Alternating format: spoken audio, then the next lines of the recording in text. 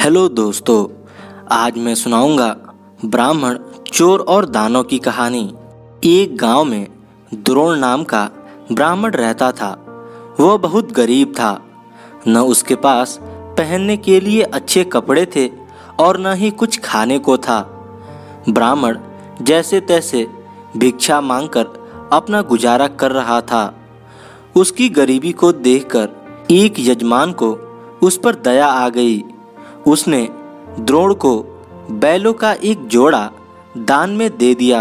बैलों को गोधन मानकर ब्राह्मण द्रोण उनकी सेवा पूरी लगन के साथ करने लगा।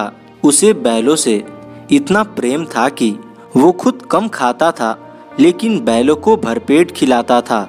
ब्राह्मण की सेवा पाने के बाद दोनों बैल तंदुरुस्त हो गए। एक दिन हट्टे कट्टे बैलों पर चोर की नज़र पड़ गई। बैलों को देखते ही चोर ने मन ही मन बैलों को चुराने की योजना बना ली। योजना बनाने के बाद रात होते ही चोर ब्राह्मण के घर बैल चुराने के इरादे से निकल गए। कुछ दूर चलते ही चोर का सामना एक भयानक राक्षस से हुआ। राक्षस ने चोर से पूछा, तुम इतनी रात को कहाँ जा रहे हो? चोर ने कहा, मैं ब्राह्मण के बैल चोरी करने जा रहा हूँ। चोर की बात सुनकर राक्षस बोला, चलो मैं भी तुम्हारे साथ चलता हूँ। मैं कई दिनों से भूखा हूँ। मैं उस ब्राह्मण को खाकर अपनी भूख शांत करूँगा और तुम उसके बैल ले जाना। चोर के मन में हुआ कि रास्ते के लिए एक साथी भी हो जाएगा तो इसे साथ ले जाने में कोई बुराई नहीं है। यह सोचकर चोर अपने साथ राक्षस को साथ लेकर ब्राह्मण के घर पहुंचा। ब्राह्मण के घर पहुंचकर राक्षस बोला, पहले मैं ब्राह्मण को खा लेता हूं, उसके बाद तुम बैल चुरा लेना। चोर ने कहा, नहीं, पहले मैं बैल चुराऊंगा, उसके बाद तुम ब्राह्मण को खाना। अगर तुम्हारे आक्रमण से ब्राह्मण जाग गया तो मैं बैल चुरा नहीं पाऊंगा। फिर राक्षस बोला, जब तुम बैल खोलोगे तो उसकी आवाज़ से भी ब्राह्मण जागकर अपनी रक्षा कर सकता है। मैं इस चक्कर में भूखा रह जाऊंगा।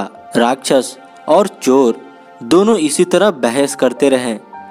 एक दूसरे की बात मानने को उनमें से कोई तैयार नहीं था। उसी बीच राक्षस और चोर की आवाज़ सुनकर ब्राह्मण जाग गया।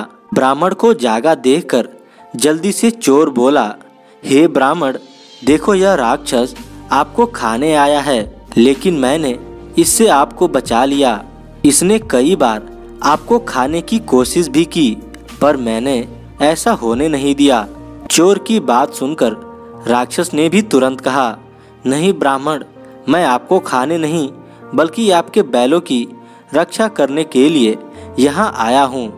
यह चोर आपके बैल चुराने आया था। दोनों की बात सुनकर ब्राह्मण को शक हुआ। खतरे को भांपते हुए ब्राह्मण ने फटाफट डंडा उठाया और दोनों को भगा दिया। दोस्तों, इस कहानी से हमें यही शिक्षा मिलती है कि हमें हमेशा परिस्थिति के अनुसार काम करना चाहिए, जैसे इस कहानी में ब्राह्मण ने किया। उसे चोर व राक्षस की बात सुनने के बाद अपनी आत्मरक्षा के लिए डंडा उठा लिया, जो उस परिस्थिति के लिए बिल्कुल सही था। धन्यवाद दोस्तों।